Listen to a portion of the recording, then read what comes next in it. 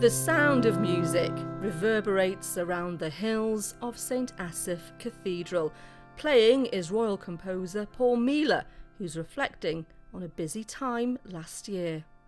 I was called by the King, who asked me if I'd write something for the coronation in Welsh, which is the first time that the Welsh language is ever featured at a British coronation. So, and I had the choice of who to use. So, of course, it was Bryn Terfel, the greatest opera singers that's ever lived in any country. And so I wrote the piece for the coronation for the King, and it was done then in May at the coronation. How did you feel on the coronation day, seeing Bryn Terfel singing what you'd composed?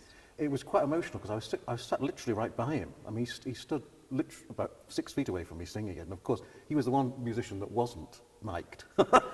You could hear him all over the Abbey.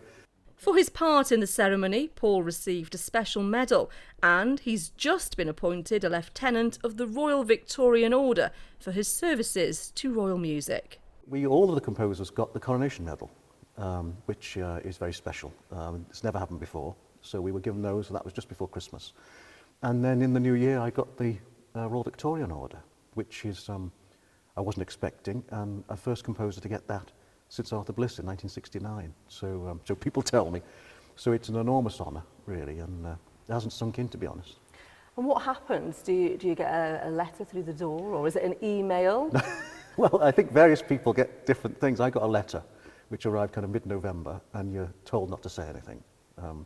And then you don't hear anything then until it's announced on the 30th of December.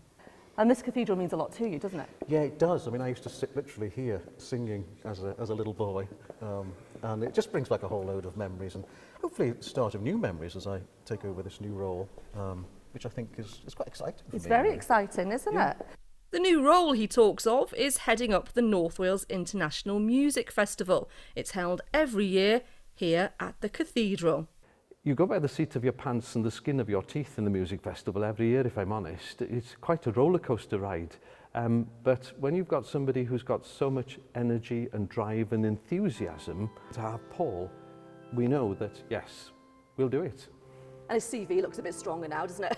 It does, yes. St Asaph Cathedral will continue to light up with Paul's passion for music as he flies the flag for the area in royal circles and gets ready for September's festival.